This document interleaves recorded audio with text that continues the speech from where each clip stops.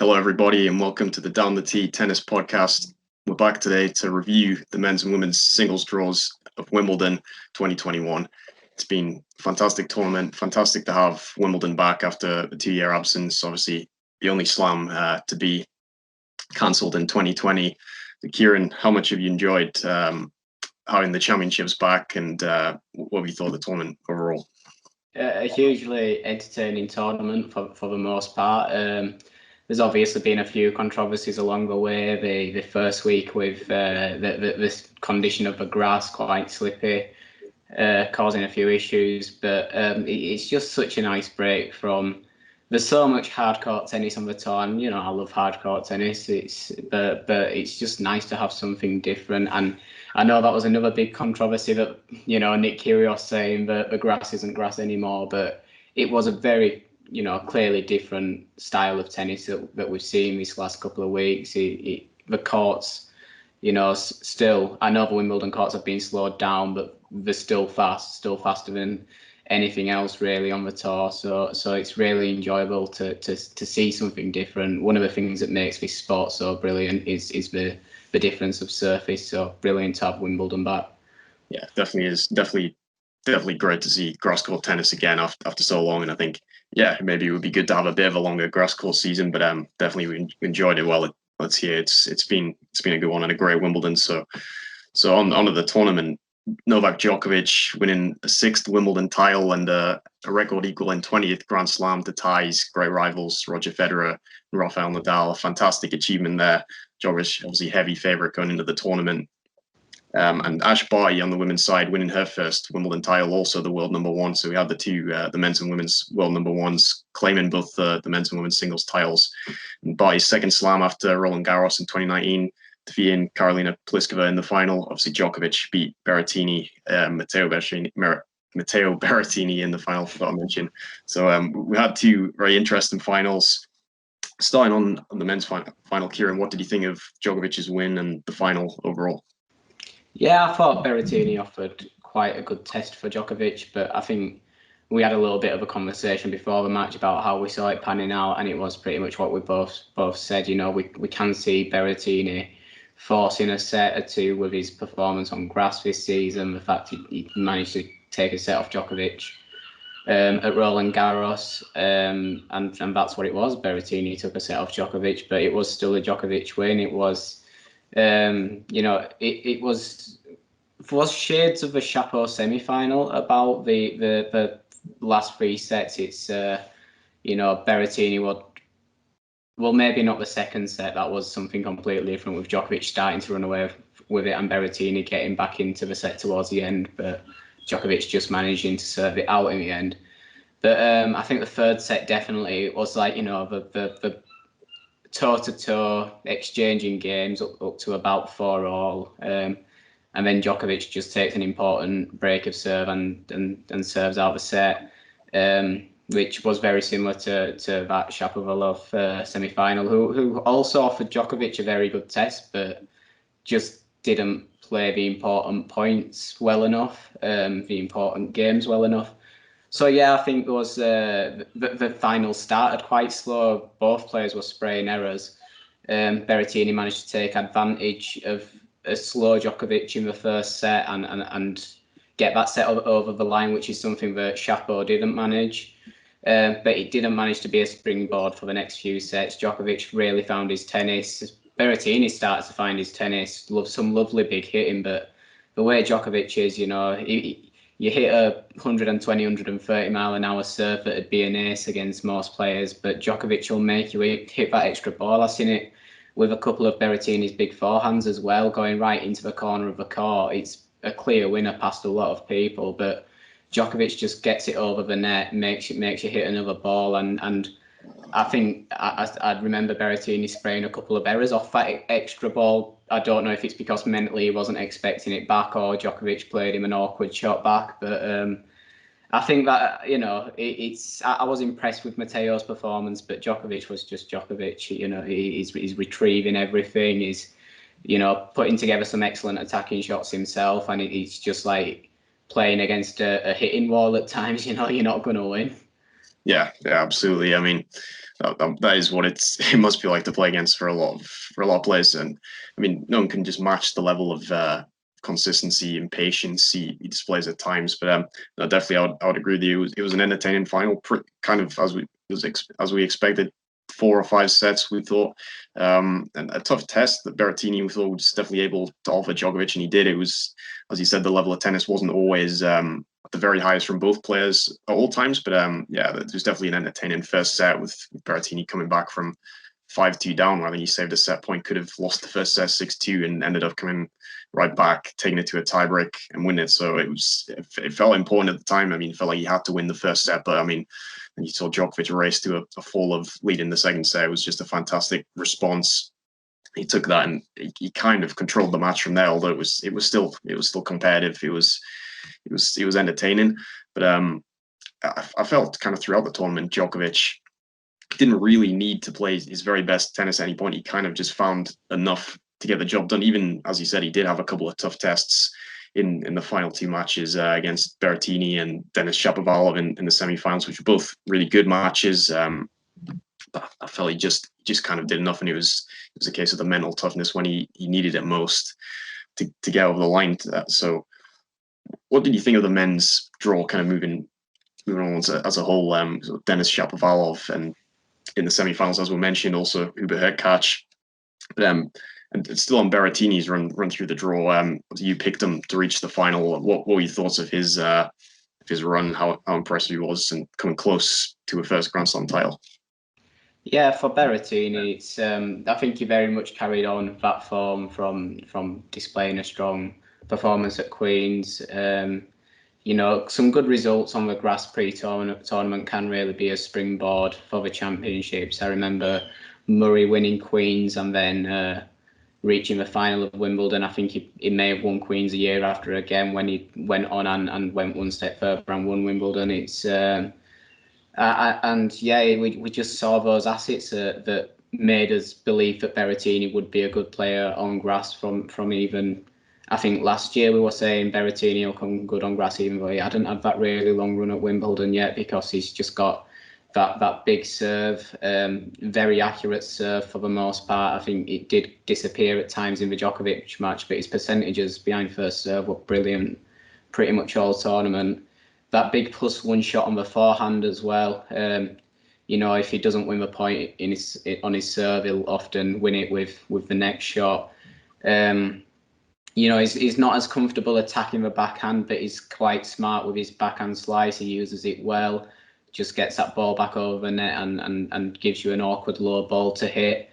I think maybe we didn't see him serve volley really at all until the final, which I think he played a couple of points serve volley. I think if he puts together a volley as well, I know he doesn't always need to volley because of a +1 forehand from a baseline. He's still winning that point within 2 shots as he would do if he was serve volleying effectively. But if he just added that to his game to add that extra asset, then I think like it become my clear favourite to be the next person to pick up multiple Wimbledon titles out of the next gen.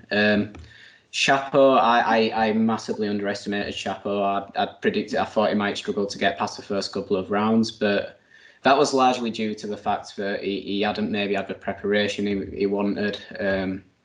But no, he came into the tournament, did really well. Like I say, I think the first 2 sets of his match against Djokovic, he matched Djokovic or maybe even outplayed him, but he just didn't play the important games well enough.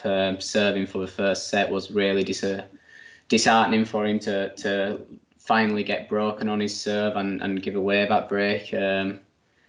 But a very encouraging tournament for him, and it was quite good to see him kind of coming off court disappointed that he didn't win. You know, he didn't see it as an honour to be playing in a semi-final against Djokovic. He saw it as a match that he could win, and that's encouraging to see. But there was, I mean, Christian Garin getting to the 4th round is another one I wanted to highlight, as I didn't predict him to get anywhere near that far. But I saw the words Federer Nadal trending on Twitter during the final, and it was pretty much people saying, "Oh, tennis isn't the same without Federer and Nadal." You know, we used to see Djokovic come up against in these big awkward matches where both players are capable of hitting big winners, where you've got incredible quality on both sides of the net. And I saw one tweet about he just doesn't get tested against someone who can't inject a bit of pace without spraying errors anymore. I don't think that's fair.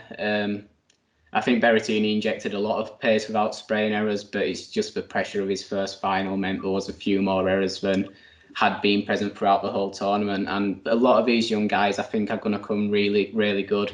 Felix reaching the quarterfinal, I think a lot of Felix's issues are his mental game, as we've seen his record in ATP Tour finals. But, he's another player with a lot of assets, a good serve, which sometimes misfires, but is mostly quite brilliant.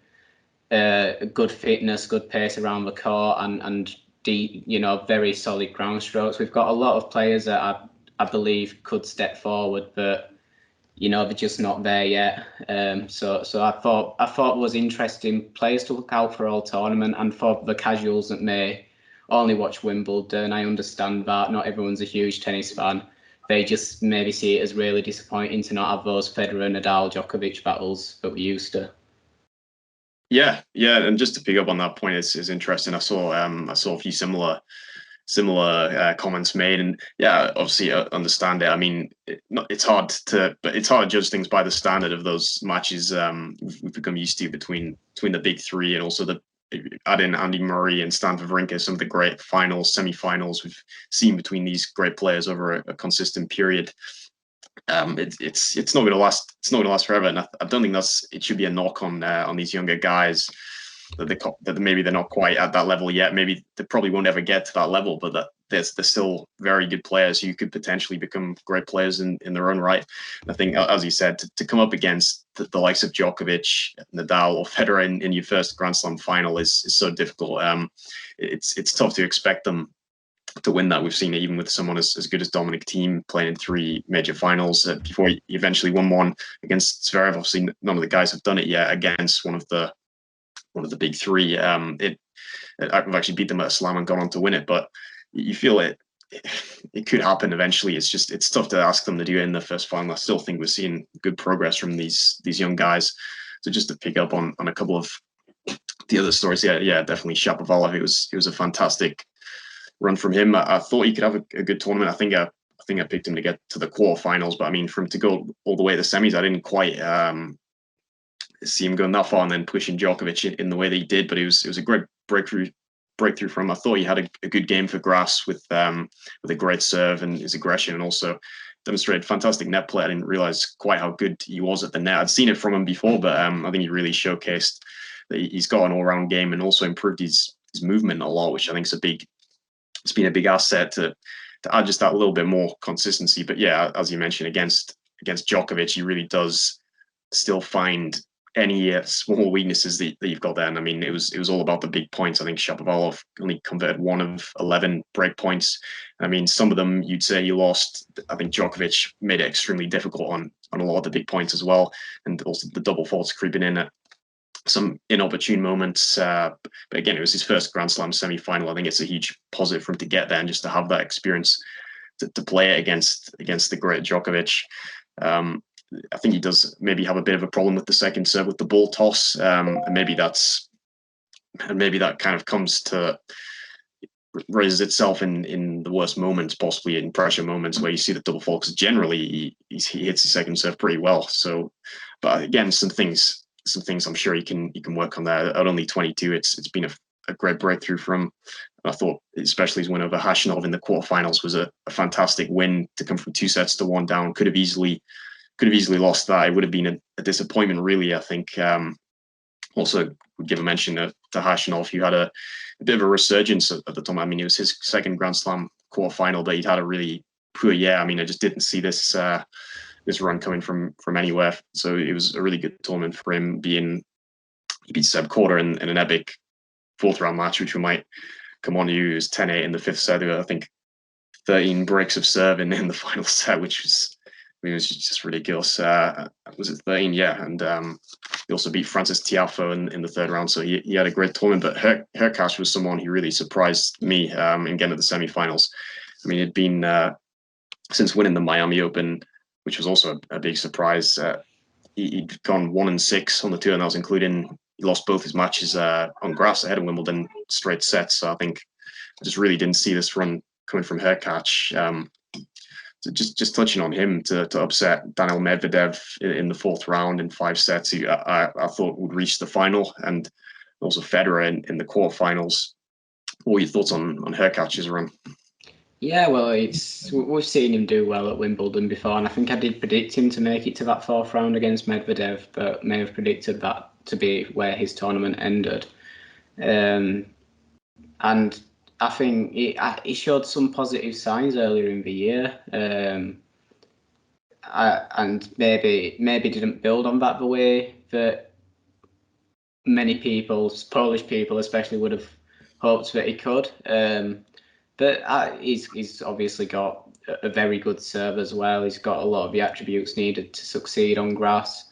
I wasn't too surprised to see him in the quarterfinal to get that win over Medvedev, just because I think the fourth round's been a stumbling block for Medvedev at Wimbledon, hasn't it?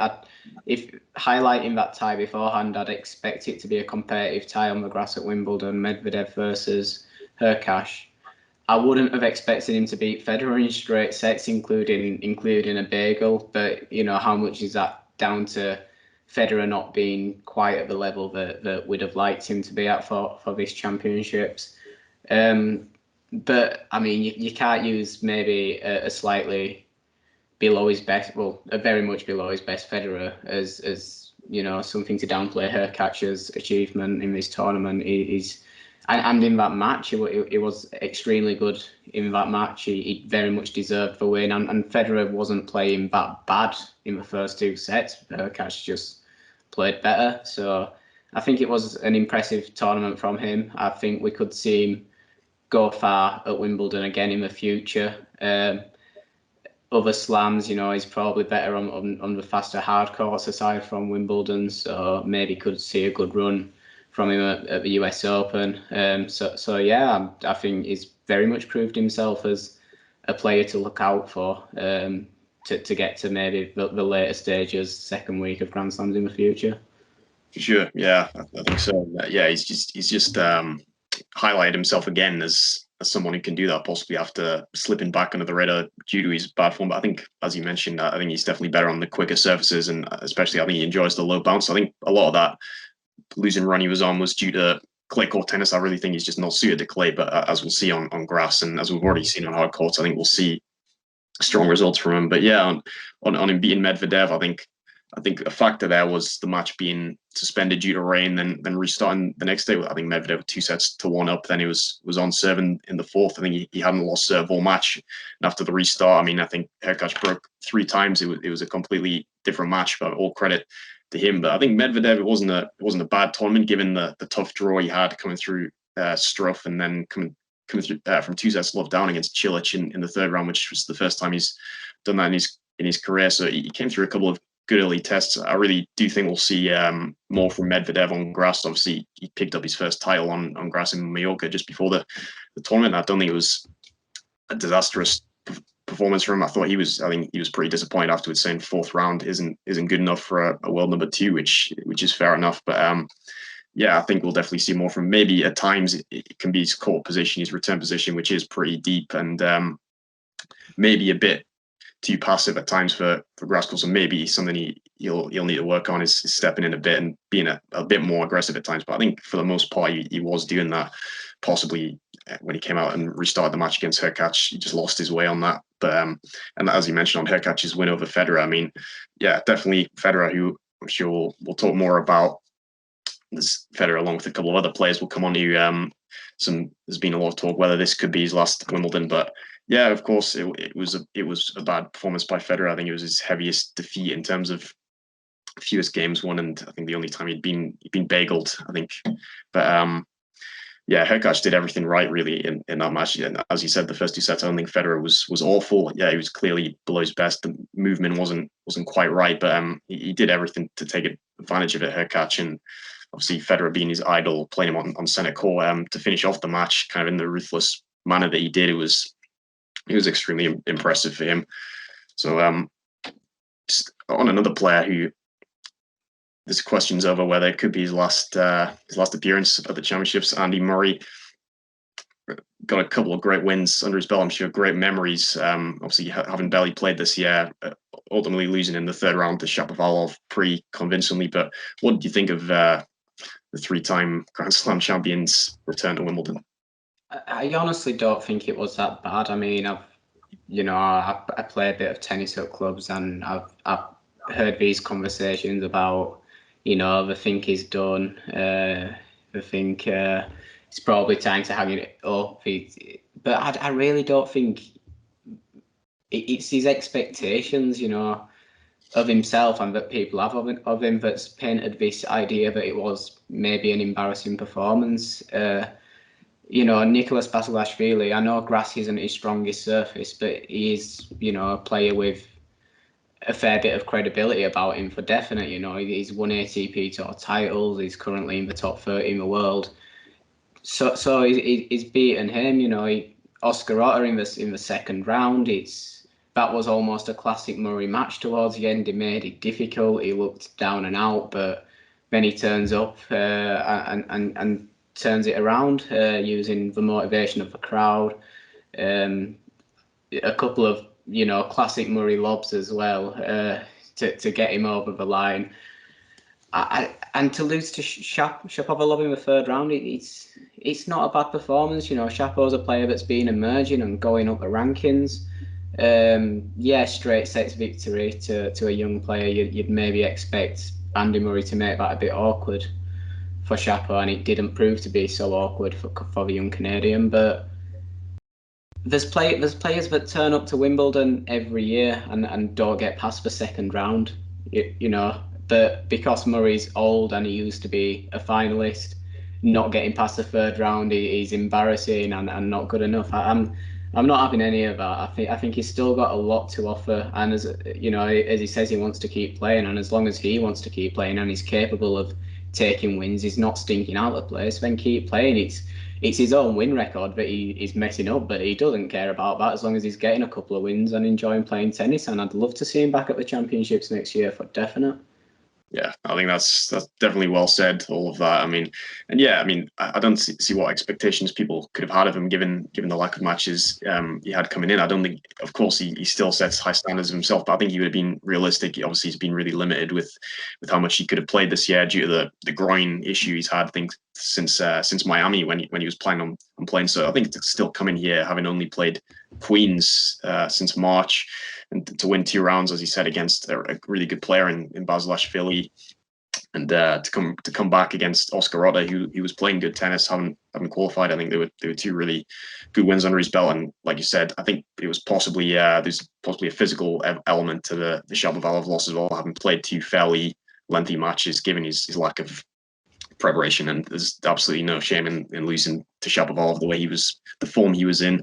So I think it was great to see Murray back here in singles for the first time since 2017, and I absolutely hope he'll come back next year if he wants to, which I think, given all he's gone through the rehab, I'm sure he will go on, and there's no reason he can't play on for a few more years if he has the will to do it and if his body allows him. So hopefully we'll see that going forward. We'll kind of move into the women's draw before we come back at the end to touch on some overall big talking points moving forward. But so Ash Barty, as we mentioned, winning her first Wimbledon title, obviously has a fantastic game for grass, but we hadn't quite seen it from her in the past. But the world number one, obviously, there's been some questions throughout the year whether she's been worthy of the world number one ranking, but I think she's shown absolutely that she deserves it now, solidifying it with a second slam, going with Roland Garros in 2019. So what were your thoughts on Barty's triumph and the women's final of the last stages of the women's draw? I'm convinced that Barty listens to this podcast and is motivated by making me look an idiot, because I think I didn't predict her to do brilliantly at the Australian Open, citing lack of matches in 2020. I mean, she had a very encouraging run to a quarter final.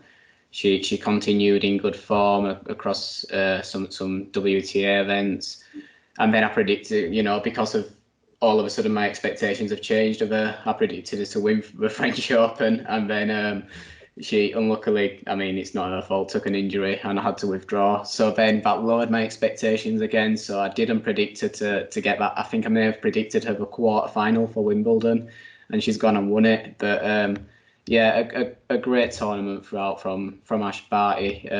It beating Angelique Kerber in the semi-final, who I'd honestly started to change my mind for a Kerber victory here. She was playing very good grass court tennis, and we know she's got pedigree on this surface and at this tournament. So I'd start to pinpoint her in my head as a favourite, and she's come through that. She's obviously come through Tomljanovic in the quarterfinal, who put together some good performances across the tournament, and a really tough final against Pliskova. Pliskova, you know, with a powerful hitting. I forgot whose quotes it was that I read, but it was someone who basically did an analysis of why Pliskova's a really awkward opponent for Barty, how her game style doesn't really suit up to be great for Barty. But you know, Ash Barty, she used a slice really effectively, her variety really effectively, something I always give her credit for. And it's not just that variety, she is capable of launching some good shots, some good winners herself, but she's very smart in how she plays and mixing it up with the slice. And it was Barty that was a really awkward opponent for Pliskova in the end. A great match. It went all the way to 3 sets. And you know, both players gave a very good account of it themselves, but I think Barty was the deserved winner in the end. Yeah, we definitely agree. Barty deserved to win, and I think it was good to see that we got one of the better matches of the tournament in that women's final. It was very entertaining, obviously, and at one stage Barty started off much stronger. Pliskova did seem to be struggling with the nerves early on. I think Barty would fall love up at one point, but she really brought back Pliskova and made the first set competitive, and then obviously Barty served the match 5-4 in the second. Pliskova broke back to a tiebreak. You saw some really entertaining points, and there was one fantastic point Pliskova won, I think, to get the crucial second mini break as she took that. But again, Barty showed some great resilience in the deciding set to respond from that, having seen the match slip away, haven't come so close. But I think she got the early break and again went to a 3-love lead. I think she made a great start in all the sets and closed it out pretty impressively. So I think it was a fantastic win for her, fully deserved. I think I had her in the semi-finals, but so yeah, I mean, neither of us quite had her to win it, but I think we've seen her as an all-surface player this year, someone who could win slams on all surfaces. The only one she hasn't done yet is on hard courts, but I'll be surprised if we don't see that in the future. And for Pliskova, I think it was definitely a surprise to me seeing her have this run to the final. I mean, she hadn't made it past the third round of a major since 2019. Obviously, she made the US Open final, which was her only previous slam final in 2016. But since then, the slam record had been pretty disappointing, especially in recent years. So yeah, I didn't expect her, I think, to get past maybe the fourth round here. And she really put together a fantastic tournament.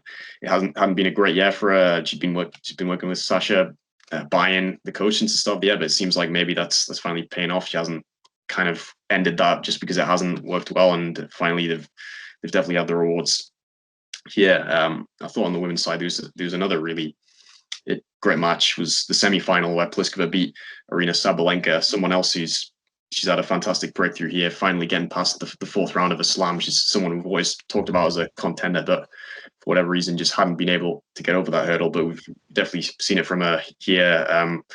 Very entertaining semi-final there. What were your thoughts on Sabalenka's run? Yeah, very important run for her, I think, because we've seen how well she's been performing in the WTA events, and that's taken her quite high in the rankings. She came in as number 2 seed, didn't she? So she was number 2 seeded at a slam, despite what round was her furthest before? Was it the 4th round? She'd never been past.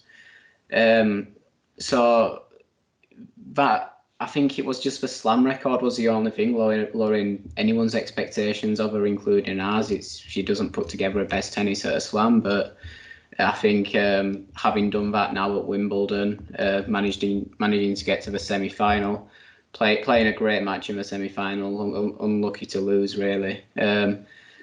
I think it's just going to do so much for her confidence, and I think that's it now. I think there's no more saying, okay, Sabalenka, she's a great player, but she hasn't put it together in slams. I think from now on, whenever we're doing these predictions, she's very much going to be a part of my thoughts now. She's got over that hurdle because her form away from the slams has been brilliant. So I think it's important for her, and I only predict good things for her from now on. Absolutely, yeah. I think it was possibly a mental hurdle as much as anything else, because as we said, a game has clearly been that of a Grand Slam contender for some time. So it's good for her to see her get through that. I think she said at one point she thought she would never do it. So that must have been how much of a mental block it had been. So it was good to see that for her. And just picking up on Angelique Kerber, you mentioned before, it really was a resurgence from her. Obviously, she'd had a really difficult year. I think she'd lost more matches than she'd won. I think lost 10 out of 9 matches ahead of Bad Homburg, which I think I definitely pronounced wrong in our preview from that new tournament on the grass. But she won that on home soil coming in, which was obviously significant. We know she's a great grass court player, having won Wimbledon before. But a resurgence from Kerber, and that was another good match. She obviously lost in the end to Barty in the semi-finals, but for a straight set match was very entertaining. So it's good to see Kerber back as a contender for a slam, and I agree with you. I thought definitely she could have won it. She was definitely playing well enough to win it, and it just shows how well Barty played to hold her off there, and Barty only dropping 2 sets in the tournament. So just on some of the other stories on the women's side, Ons Jabeur reaching the quarterfinals. It was her second Grand Slam quarterfinal, and she had a couple of fantastic wins, upset wins against Gabi Muguruza, former champion, and Iga Swiatek, the French Open champion last year, in the third and fourth round, I think. So do you see much of Jabeur's tennis? I definitely enjoyed watching her, and what were your thoughts on her run?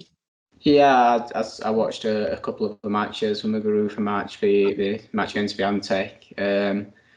And she was another one where she wasn't really part of my thinking as a winner towards the start of the tournament. But I think like Kerber, all of a sudden she kind of... I think it's also the fact that we're always saying, with the women's slams, it's so often a surprise winner. And she would have been not a surprise winner based on how she was playing, but based on the pre-tournament expectations. So there was a time during this tournament where I thought she might win it as well. I think that match against Swiatek, I'll touch on Iga for a bit because I was encouraged by her performance as well, reaching the 4th round. I know she'd like to go further since that Roland Garros win in 2020. But she's put together some good performances. 4th rounds of the Australian Open, 4th round at Wimbledon. She went back to the quarterfinal of Roland Garros. I know she would have liked to go further and try to retain it, but I think at such a young age, she's showing that she's going to be a consistent member of kind of the later stages of Grand Slams, and she's going to keep going and undoubtedly get past 4th rounds. And that made Jabeur's performance even more impressive because Iga took the first set and then she just turned it around 6-1, 6-1 against a player that had been playing good tennis throughout the tournament. The Muguruza win was also a turnaround victory. Lost the first set, came back and won that match as well. An interesting player to watch, a player that offers a lot of variety as well, mixes up different shots in there. So yeah, I think another one that I'm going to keep looking out for, and maybe now she will enter my thinking when I'm making predictions as someone who could go far in tournaments.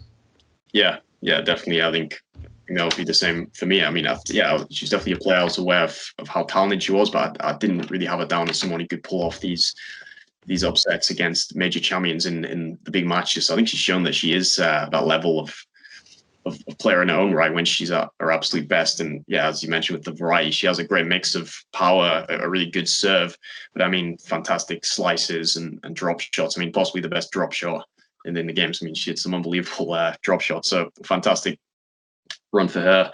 And just mentioning on the women's side, we also had a couple, as you mentioned, how many surprises we've seen in the WTA in the Grand Slams, but I think we saw quite a few more seeds. This was a bit more of a, not that we predicted many of the players who went far, but it was still a more predictable tournament, maybe you could say, than the French Open and Australian Open. And a couple of the other slight surprises, though, were Ayla Tomljanovic reaching her first Grand Slam quarterfinal, and Victoria Golubic, who's a player who's much improved this year. She lost to Pliskova in the end, but she's up to a career high ranking of 48 now, so she's another rising player. But just touching on Tomljanovic, that could take us on to Emma Raducanu, the young British wildcard, 18 years old, who reached the fourth round, was ranked outside the top 300 coming in. She's now climbed to 179 in the rankings. What did you think of Raducanu's run? Yeah, I mean, I was watching out for Raducanu from pre-tournament because basically I've seen her play, so that immediately gave her my support. She came up to Sunderland, made the final of the ITF tournament here, took the first set, but sadly lost the final, finished runner-up. But I could see a talent at such a young age back then. So when I saw that she got a wild card for Wimbledon, I checked her draw. I didn't catch the first round, but I did catch the second and third and fourth rounds. Impressive victories. Vondrousova, obviously she's a player that's been deep into slams in the past. Made the final of the French Open in 2019. I know she never built on that, but she's a player with pedigree. So that was an extremely impressive win. Sorana Castera, another player with that's much higher ranked than Raducanu was. With plenty of pedigree as well, and that was another extremely impressive victory. The two-handed backhand, she hits that so aggressively. She's got capability to play such long rallies. She seems to have great fitness, a great attitude of chasing down every ball. The point isn't over until that ball's gone past you, basically. And yeah, I think it's such a shame on how it ended in the end. We don't want to speculate on what medical issues, but it did seem like some sort of anxiety or panic attack kind of thing. You could see the way that her breathing got so much heavier. You could maybe put that down to the way she played such long points, but she showed a capability to play long points in previous matches, and it did seem like something had changed in her and her game when she started to breathe heavily, like it had kind of come out of nowhere. But she's such a young player. I can't imagine playing on the big stage in front of so many people at 18 years old. I couldn't imagine doing it now at 23 years old. So I'm sure she's going to come back stronger. She's definitely got a very impressive game, and I look forward to seeing her back next year, and hopefully sooner than that. Maybe she's maybe on the short list for wildcards at other slams, maybe even WTA tournaments. I'm sure we'll be seeing a lot more of her. Yeah, absolutely. I mean, definitely has a fantastic game. Such a promising young player who, I'll be honest, I hadn't seen a lot of, but I remember you mentioning that run you saw play in Sunderland last year. And yeah, I'd followed some of her results, but to get the chance to see her play here in a big tournament was extremely impressed. Everything that you mentioned, the power she's got, especially the backhand, the way she moves, and the mentality she showed, as you met. Of course, an unfortunate end, but I think she's got a lot to be proud of with what she achieved on a debut at a Grand Slam, and just all positive things to take, really. So it'll be fantastic to see more from her going forward. So someone she beat there, you mentioned Sorana Castera, one of the players who upset. One of the seeds who was upset early on was Victoria Azarenka by Castera. We also saw Kvitova go out in the first round to Sloane Stephens, which I mean was a tough first round. I think Kvitova was apparently not 100% fit, which I don't think either of us were aware of when we picked her to reach the final. But so that was a bit unfortunate for the former champion. Also, Svitolina and Kenin going out in the second round with the other two high seeds. I think the third and fourth seeds. They're going out early on, but I mean, it's something we've seen from them in Slam, so maybe not as big an upset. So, and the other player just to mention was Karolina Muchova reaching the quarterfinals, which was a second at Wimbledon and third overall in a Grand Slam. So another good performance from Muchova at a big tournament. kind of moving back now to a few of the big talking points, which the final point in the women's draw, Serena Williams, obviously really unfortunately picking up an injury during her first round match with Alexandra Sasnovich. It's not entirely sure whether it was from the slip she had on the court. Obviously, you mentioned earlier quite a few players during the first week slipping because it looked a fairly innocuous slip, or whether it was an issue she carried into the match and it was aggravated. But yeah, a really unfortunate end to the tournament for Serena pretty much before it had started, as she was going for Margaret Court's record yet again of 24 slams. So what were your thoughts on that for Serena? And as we'll come on to now, along with Murray, and we've touched on Murray, but with Federer, whether we'll see Serena back, what are your thoughts? I don't think it ends like that. I know she was extremely emotional, and when you see someone with that kind of strong emotion, you do start to speculate in your head, do they know it's the last time? But I really don't think Serena will let it end like that. Not with a retirement, maybe with a defeat, but not with a retirement. So I personally, I think we will see her back at Wimbledon. I think maybe a lot of the emotion is because she knows it's one of her last chances.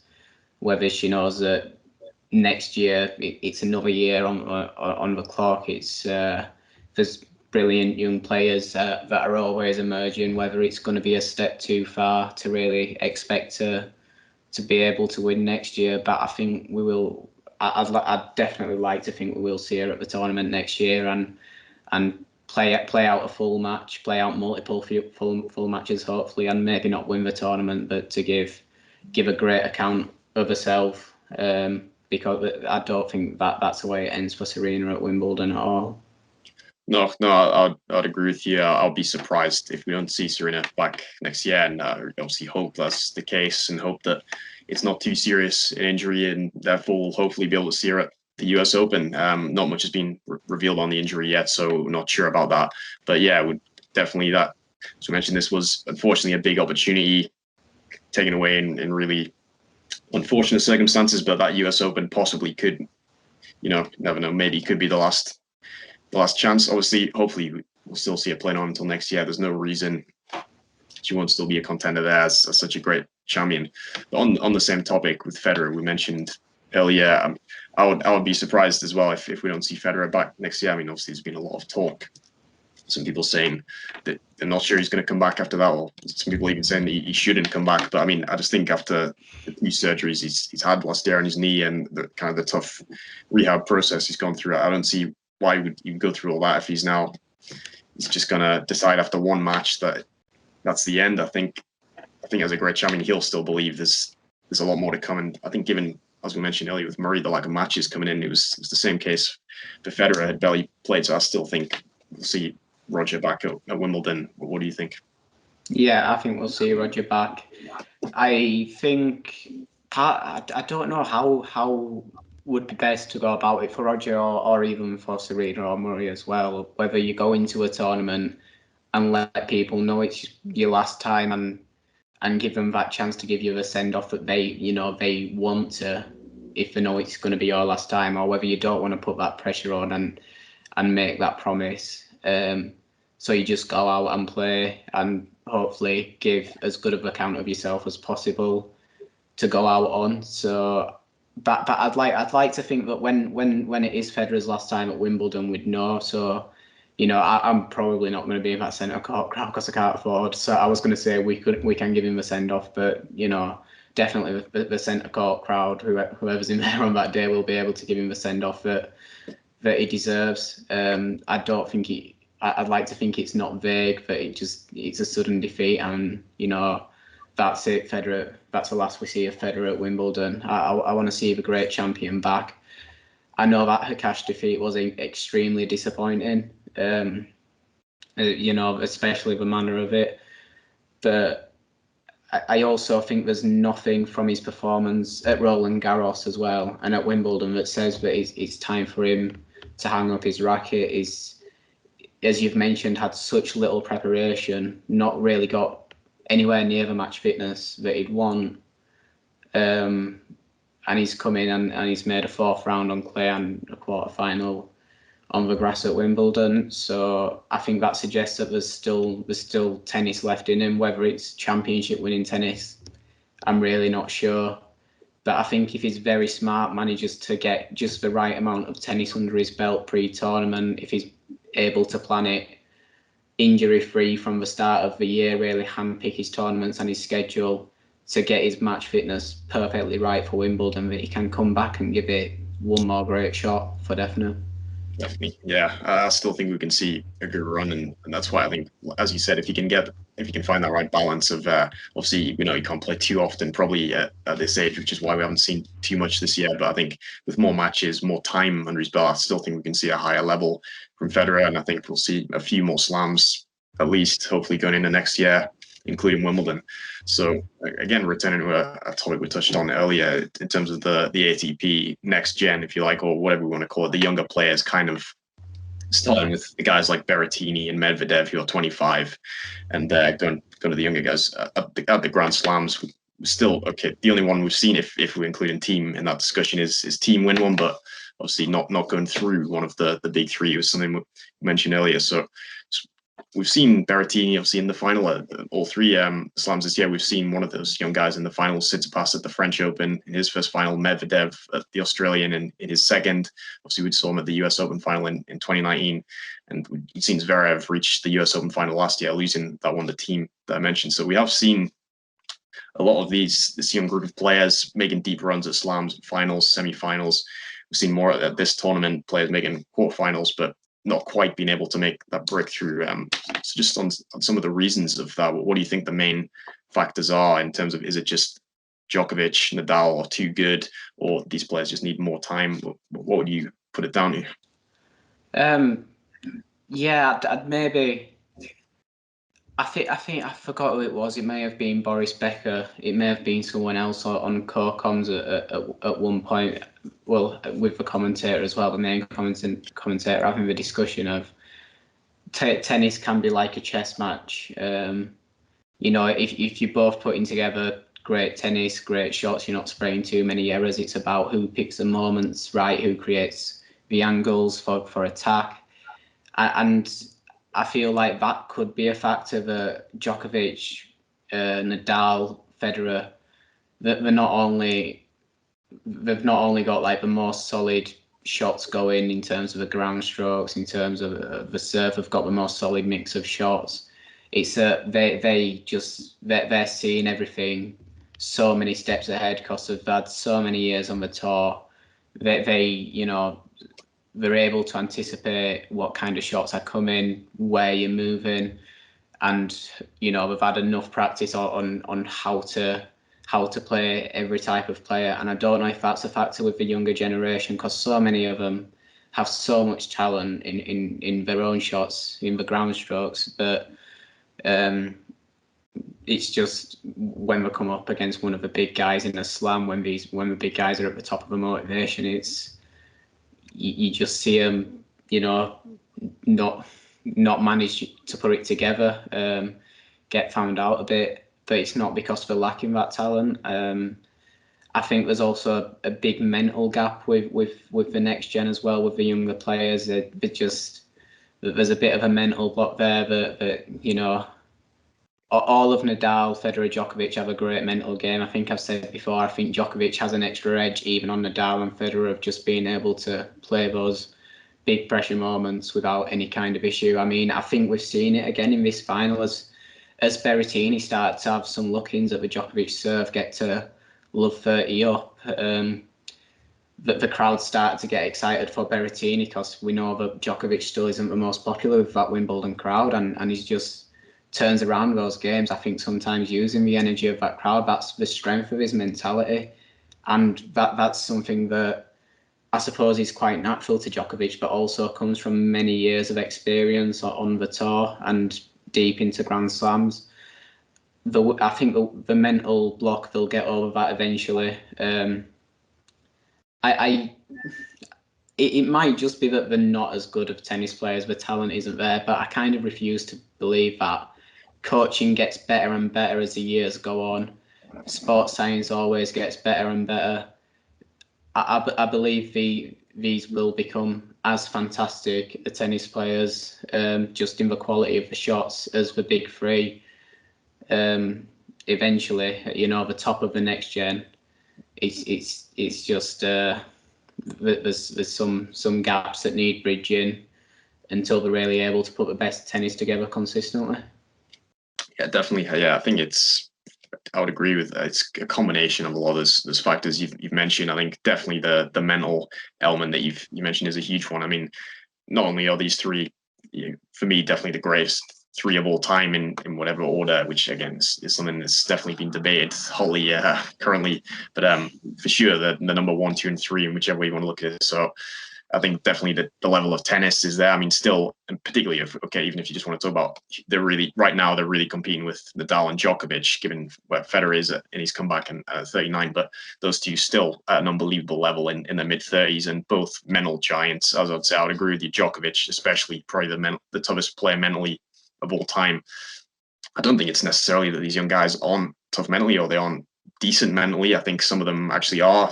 I would say Medvedev and Tsitsipas definitely I've seen. I think are pretty good mentally. Maybe there's a few question marks over some of the other guys. I would say Berrettini has shown he's decent mentally as well from what we have seen of him in these big matches so far. Maybe there's a few question marks over the Zverev, Shapovalov's, Australia-Siems, but again, Zverev has still won a lot of big matches and achieved a lot.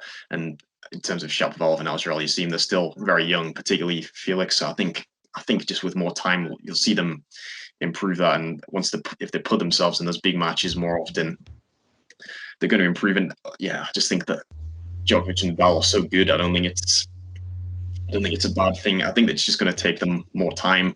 It's possibly going to be a case of their level coming down and these young guys continuing to improve. But I think we'll see them get there, definitely. And I think there's quite a few of them who can be multiple Grand Slam champions for sure. So kind of moving on to maybe the final point, looking ahead, just what a fantastic achievement it was for Djokovic, which obviously we started with, but to level Federer and Nadal. I mean, at one point I think it was in 2018 when he got that, or maybe 2017 when he was going through that difficult period. I think he was on 12 slams, Federer on 20 at that point, Nadal on 16. It looked a bit unlikely that we'd have this amazing three-way tie between these three all-time greats. And Djokovic now looking in pole position, possibly to finish with the most. Obviously, I'm sure Nadal is not done yet.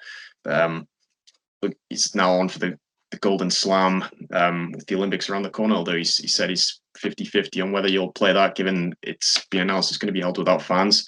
And also the US Open, I think, would be a strong favorite. He'd be a strong favorite for that. But looking ahead, what are your thoughts on this achievement as a whole to level them to now win the first 3 slams of the year? Looking forward, how do you see the rest of the year?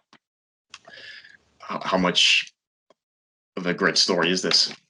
I think I don't want to curse anything for him, but I do really feel that he will make the calendar year Grand Slam at least. I think the Golden Slam is more difficult. If he does play, it's a best of 3 set tournament, I believe, throughout. And I feel that creates more room for a kind of a surprise result. I mean, you take that Berrettini match. Berrettini takes a first set, all of a sudden he's 1 set away from being the champion. If it's best of 3 sets, it's a completely different game at that point. Where, in best of 5 sets, you've still got to win 2 more sets against the world number 1. That's still a massive mountain to climb. So I feel like the Golden Slam's difficult, but I'd still, if he's at the Olympics, he's still my favourite to win it. I think if he secures a Golden Slam, it's just something that a calendar year Golden Slam it'd set him apart from anyone in the Open era, would it? Or has it been done in the Open era? Not on the men's side. I think Steffi Graf's the only player who's done it. But yeah, I think Rod Laver's the only player who's done the calendar slam in the Open era, which was the first year of the Open era, I think. So yeah, I mean, it would just be a staggering achievement against this level of competition. Yeah, and I said, I don't want to start the GOAT debate because I really couldn't care that much about it. We've had 3 of the greatest tennis players of all time in one generation. it's been a joy to watch. Like for any tennis fan that's lived through the last 20 odd years or so, I probably only remember about 10 years of it well, but it's just been an insane era in professional tennis, and it does make you worried for what comes after it in a way. But I do think if you secure something like the Golden Slam, as well as, you know, probably ending your career leading the Grand Slam race, you know, having competed in the era of, you know, Federer and Nadal as well, pretty much all statistics for big titles going in your favour, I think you've got to be looked at as the best shout for the greatest player of all time. And I know there's nuances to that debate. I know that people will say he didn't catch Federer for most of his career in his prime. Djokovic played most of his career against a Federer, you know, getting towards slashing his 30s. And it was amazing that Federer could still win slam titles in that time. They'll say that Nadal's peak was between 2008 and 2010, so he didn't really compete against a peak Nadal for both of his career. People will say that he was lucky that he didn't, that his prime was after those two's prime, and that created much more open draws for him. But I mean, there's so many nuances to the debate. You know, people will say Federer's playing style is the most appealing to watch, the way he makes tennis look effortless when he's at his best, and I do like that a lot about Federer. People will say, I mean, one of the things that I say is Nadal between 2008 and 2010 is probably the most unbeatable tennis player that's ever existed, because with all that power in his forehand, you know, his ability across all the court, but also the fact he'd just chase everything down relentlessly. I can't imagine seeing that guy on the opposite side of the net where no matter what shot you hit, he'll try and chase it down and try and put it back over the net. There's an element of that about Djokovic, obviously, but I think that Nadal in that period had even more speed around the court as well, which made it even more insane to watch. So yeah, it's you're never going to get a clear cut, this is the GOAT based on statistics, but I just feel like every statistic is starting to head in Djokovic's favour, and a calendar year Golden Slam would for me completely set him apart. Yeah, definitely. Like you said, there's so many angles, so many like cases you can make for each player in the debate. But I would agree with you. I think Djokovic, possibly even if he just gets, you could argue even right now, just has the strongest case statistically. I think when you add in the weeks at number one, the head to head, so many unbelievable statistics and achievements he's got under his belt. Obviously, the double career Golden Masters, double career Grand Slam. I mean, yeah, just achievement wise, it is pretty staggering what Djokovic has done, particularly from 2011 onwards. I mean, I think it's been the most dominant decade in tennis history by one player by some margin. So I mean, it's pretty incredible. So it's going to be fascinating to see if he does play the Olympics or not. But either way, going into the US Open, going for the calendar slam. I mean, with the media, there is now the pressure on that is going to be immense. But I mean, we've not seen that be a problem for him in the past. This would probably be on another level, but it'd be fantastic to see that also with Nadal coming back into the mix. Obviously, looks like he's going to be preparing to really come back at his best there, missing Wimbledon and the Olympics. So yeah, the US hardcourt swing is the next big part of the season. Definitely looking forward to that. It's going to be really interesting to see what happens. And I think, starting, obviously we've got the two Masters and WTA 1000 events in Canada and Cincinnati, so ahead of the US Open. So it's going to be really interesting. It's been a fantastic tournament. Kieran, thanks for joining me, and we'll definitely be back again soon, possibly during the Olympics and the US. I'm sure we'll be doing an Olympic preview. I think starts in less than 2 weeks now. So thanks everyone for watching.